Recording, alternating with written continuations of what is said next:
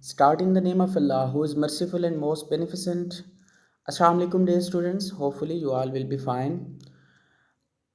Yesterday, we have discussed Shikwa, Jawab, Shikwa, and today we are going to discuss the second part of Jawab, Shikwa. In the first lecture, we have discussed Shikwa, and today we are going to discuss Jawab, Shikwa. So, the answer to the complaint was first recited by Iqbal in 1913 at a mushaira in Mochi Gate, Lahore. The meeting was organized to raise funds to help Turks fighting against Bulgarians. It is evident that in composing the reply, Iqbal also meant to answer some of the criticism leveled by the Orthodox ulama against Shikwa, published 4 years earlier. So this Jawab Shikwa was written after 4 years because there was a lot of criticism. In the first stanza, the poet explained that since his plant came from the in his heart and it was able to rise to the heavens. So today we are going to discuss the verses of Jawab Shikwa. So in the first line, दिल से जो बात निकलती है असर रखती है पर नहीं ताकत परवास मगर रखती है. So in these lines, in this first stanza, Iqbal is going to say words spoken from the heart never fail to have effect. Second, and pure their origin, one lofty heights their sight are set. They have no wings, and yet they have power to fly. They rise from the dust and through the sky. So, headstrong and insolent was my love, so much on mischief bent. So, outspoken my plaint, it tore through the firmament. So this is the first stanza. Iqbal is going to reply Shikwa.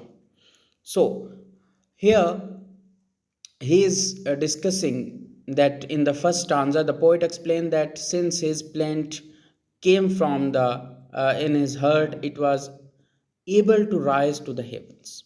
So this is the first stanza. He is telling something to us. And actually, students, I am just going to pronounce only one first line of the stanza, and the rest of the things will be there. पीरे गर्दों ने कहा सुन के कहीं है कोई, बोले से आरे सरे अश्क बरी है कोई. So the aged valet of heaven heard, there is someone somewhere, said her.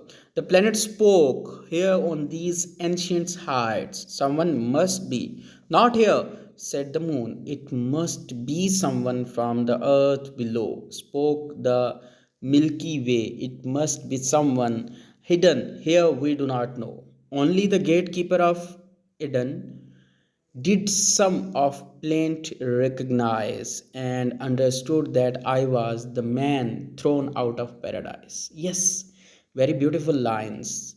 In these lines, basically he is telling that how the things, the theme of first stanza as well as there in the form of dialogue between the phenomena ending with someone thing, but in this he is telling that how Adam is being pulled from paradise and how he is being sent to earth. That is basically a very painful thing.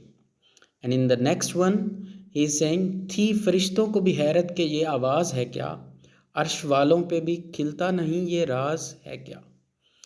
Even to the angels, the voice came as complete surprise, nor was the mystery unveiled to other dwellers of the skies. Could celestial heights have become the aim of man's striving? Could this pinch of dust have learnt the art of flying? These earth dwellers, how little of manners do they know? How cheeky and insolent are these habitants of regions down below? So this is very beautiful thing that he is telling us, that how the vice belonged to a descent of Adam who had been expelled from Eden. The rest of the poem is devoted to God's reply to Iqbal's plaint.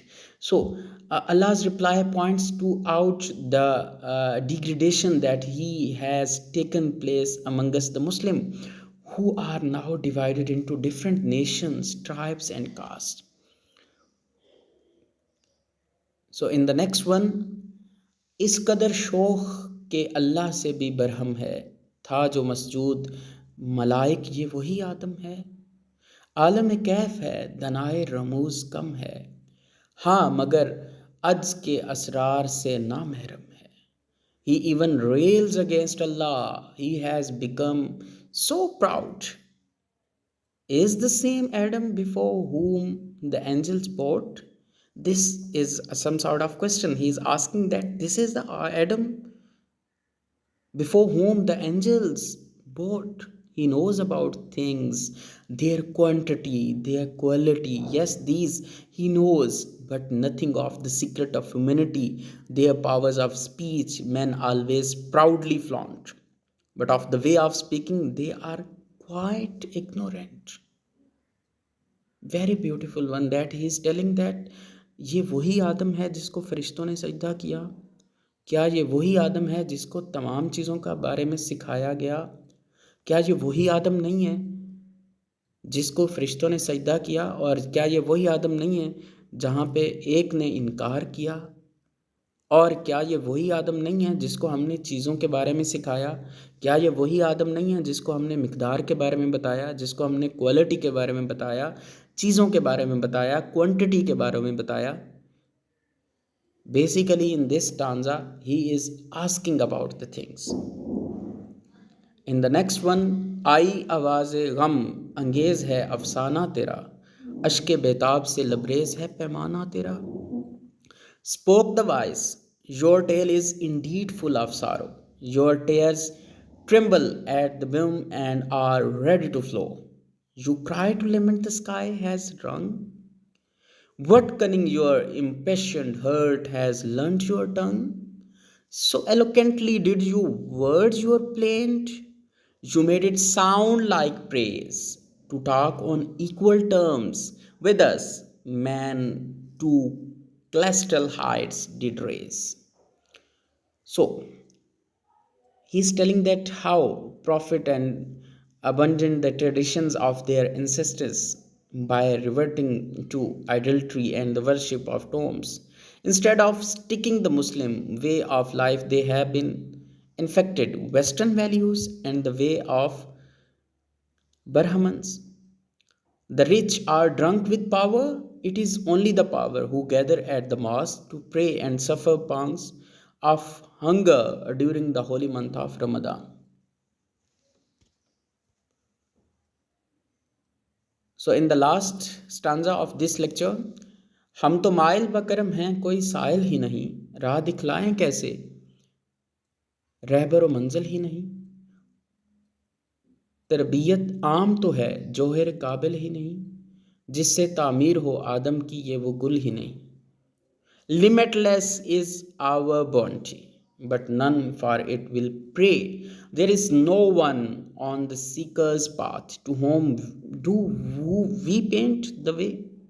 Not one proved worthy of the care with which they were raised. You are not only the clay of which another Adam could be made.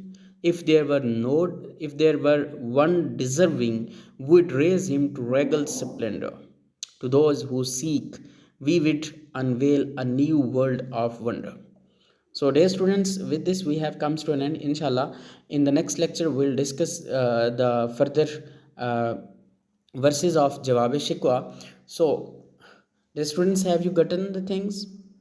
Okay, so with this in this lecture basically we have discussed some verses and the answer to the plaint of the first recited by Iqbal in 1913 at a mushaira in Mochi Gate, Lahore. So this is all from today's lecture. Inshallah, see you on Monday with new class. Thank you.